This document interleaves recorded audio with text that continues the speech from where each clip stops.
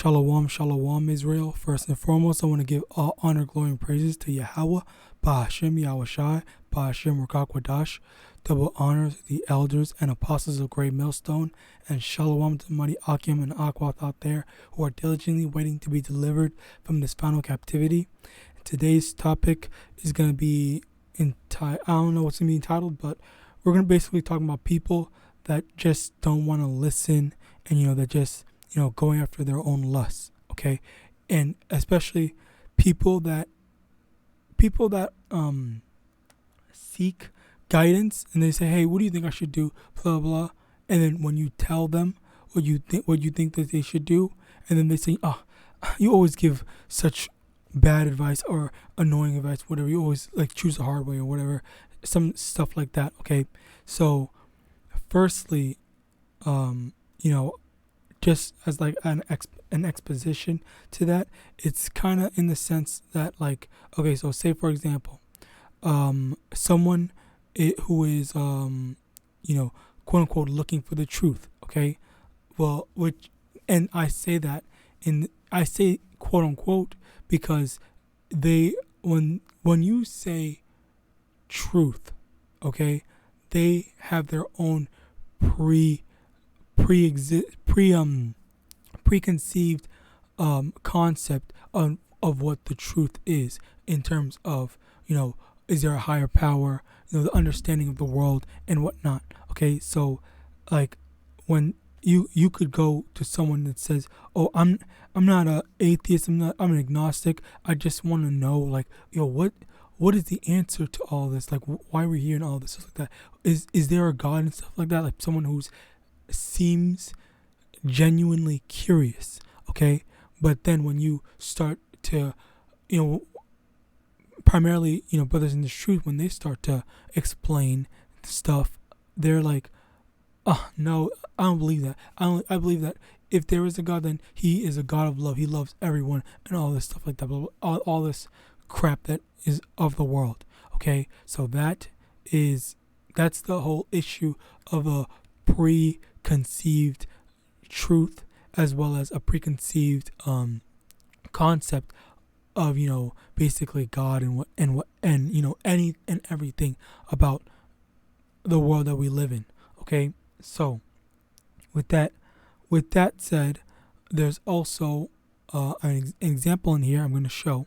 Okay, in 1 Kings, I was reading this today, just today. Well, not today.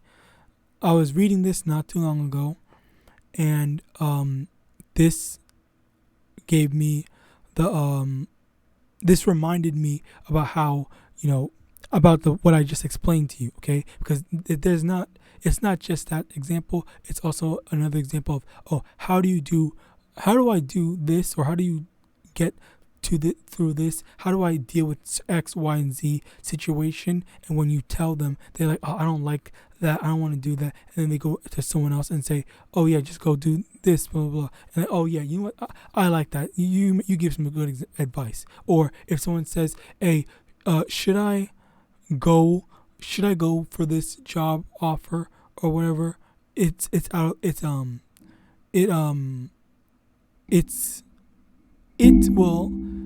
Whatever, okay, just slucky about extending it.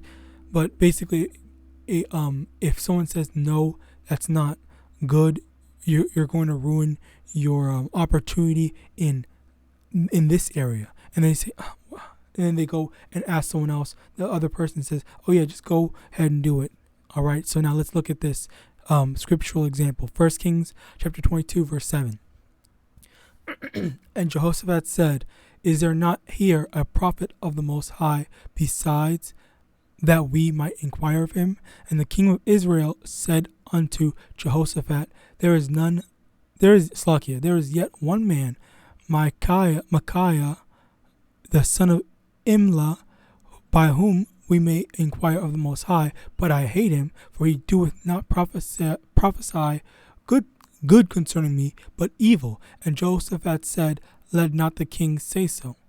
Okay, so basically when he said he doesn't prophesy good, he prophesies evil. Okay, so now what exactly does he mean by that? Okay, so let's go over here and read more to get some more context. Verse 10, and the king of Israel and Jehoshaphat the king of Judah sat each on his throne, having put on their robes in a void place in the entrance of the gate of Samaria, and all the prophets prophesied before them. And Zedekiah the son of Chenana made him horns of iron, and he said, Thus saith the Most High, with these shalt thou push the Syrians until thou have consumed them. And all the prophets prophesied so, saying, Go up to Ramoth Gilead and prosper, and the Most High shall deliver it into the king's hand. And the messenger that was gone to call Micah spake unto him, saying, Behold, now the words of the prophets declare good unto the king with one mouth.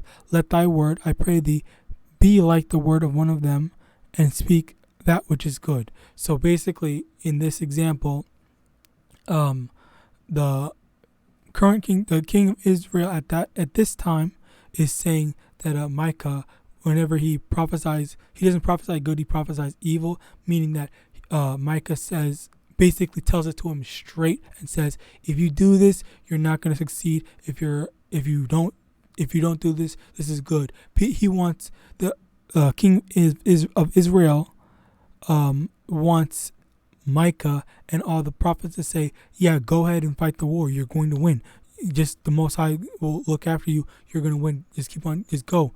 That's what he wants to hear. Okay. But every time Micaiah prophesies, he said he doesn't tell him what he wants to hear. Like, say for example, you ask, hey, should I go get this thing or whatever? Is it worth it? And then someone says, no, it's not worth it. But you wanted them to say, yes, it's worth it. Go get it. Okay. But if they tell you no, it's not. This is actually X, Y, and Z. But that there's that thing that you not hearing what you want to hear from someone when you ask for it, and then that makes them just hate wanting to come to that person for advice. Verse 14. And Micah said, As the Lord liveth, as the Most High liveth, what the Most High said unto me, that will I speak.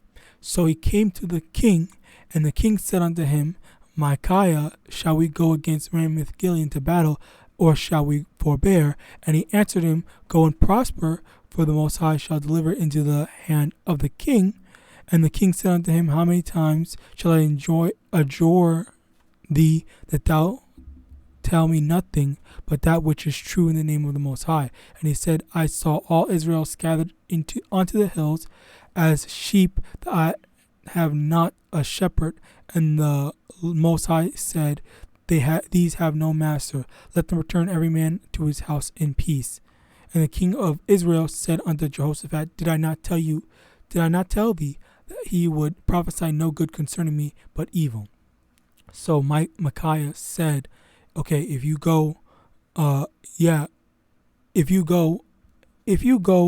into battle, basically they're not they're not going to have no shepherd, means that there will be a sheep and they will not have a shepherd. Basically means that the king is going to die, meaning, which is like, because like the sheep, they need a shepherd to lead them, and the king leads his soldiers into battle. But there's the parallel is the fact that the sheep will have no shepherd, the soldiers will have no king, and they will not know what to do. And by extension, the king of Israel is going to die in his battle, and tell everyone to just, don't go into battle, return home and whatnot. And then the king of Israel got mad and said, Did I not tell you that, he was going to say something bad? It's not going to work out. And that's the thing that, a lot of people, they don't want to hear. They don't want to hear the truth. They don't want to hear the truth. You try to warn them. You try to say, hey, this is not the best thing to do. Just, take it easy and whatnot.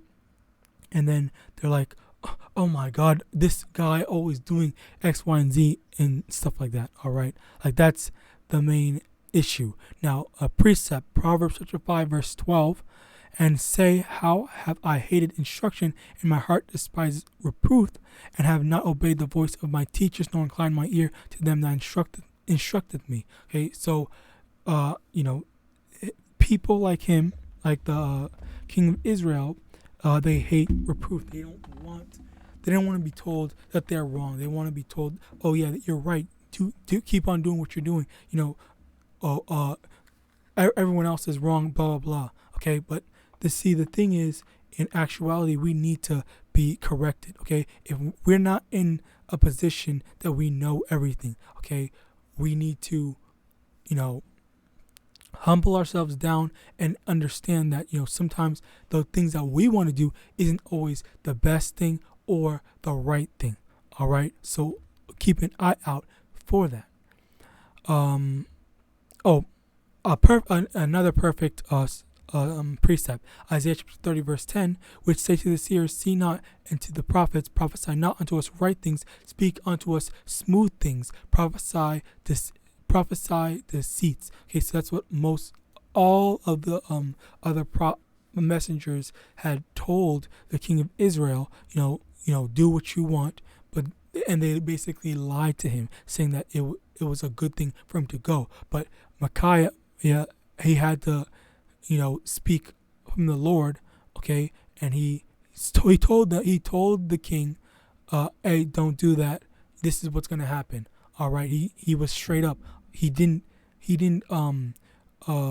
bend his words in order to satisfy, in order to please the person that he's advising.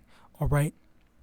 Another precept, 2 Timothy chapter 4 verse 3, for the time will come when they will not endure sound doctrine, but after their own lust shall they heap to themselves teachers having itching ears. So now in general, this is applying, getting out of First Kings, talking more about today. People, they definitely do act like that. Okay, they don't. One of the main things, is the whole alphabet gang. Okay, it doesn't. You can explain X, Y, and Z how this is not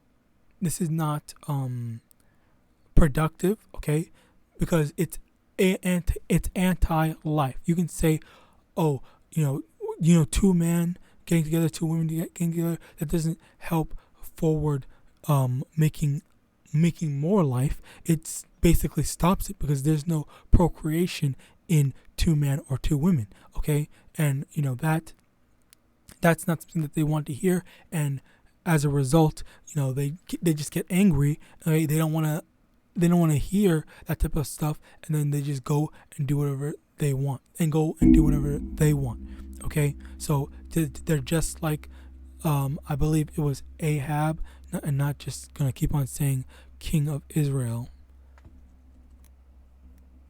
I'm pretty sure it was Ahab.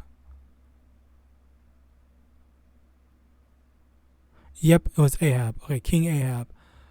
So yeah, just like they don't want to be like how King Ahab was when he just wanted everyone to say, yeah, go do what you want, go do this, go do that, and there's nothing wrong with it. But that's the thing that people want to go after and perform their own lusts. And that's going to lead to their downfall. Okay, so don't just disregard instruction. Don't disregard when someone's trying to look out for you and trying to correct you. Okay, because you are not. We as of right now, the law is not in our inward parts. So we're not perfect. Okay, we have our imperfections, and maybe there's a brother or sister that knows better than you. Whoever you are. Okay, so don't just go after what you want to do, but go after what you know is right, especially when someone is telling you and explains and breaks down, okay, this is why this is wrong, or the thing that you want to do is wrong. All right. Now finally, Proverbs chapter 12 from the top, whoso loveth instruction loveth knowledge, but he that hateth reproof is brutish. A good man obtaineth favor, Slakia. A good man obtaineth favor of the Most High, but a man of wicked devices will he condemn. Okay, so number one, it's a brutish trait to not want to listen to correction, as well as you're going to be condemned by the Most High for being, so stiff-necked and hating reproof. Okay, and loving instruction, that means that you're able to constantly absorb and gain knowledge. You're able to open your ears, open your mind, and say, okay, you know what? Let me take a step back and see, how is this good? How is this better? Okay, and you're able to gain more experience instead of having to go through having to go through the experience yourself. You're able to take the experience from other people, okay, and not have to suffer as someone else has had to suffer. Okay, that's one of the greatest things of having teachers, okay, and elders, proper elders, not just someone that's old. Proper elders that are able to say, hey, X, Y, and Z, this is wrong. This is why it's wrong. This is what happened to me when I went the same route that you're about to take, and this is why you don't need to do it anymore. All right. And a good man obtaineth favor of the Most High. Okay, so you want to be favored with the Most High and protected. All right. So with that, I hope this lesson was edifying. Try to be more open to reproof. All right, and don't just think that it's your way or the highway. And with that, I hope this lesson was edifying. I want to give all honor, glory, and praises to Yahawah, Ba'ashem YAHAWASHI, Ba'ashem wcguerkiejejkhkvukefhiuvgyjgukerihu. Double honors to the elders and apostles of Great Millstone. And with that, I want to say Shalom.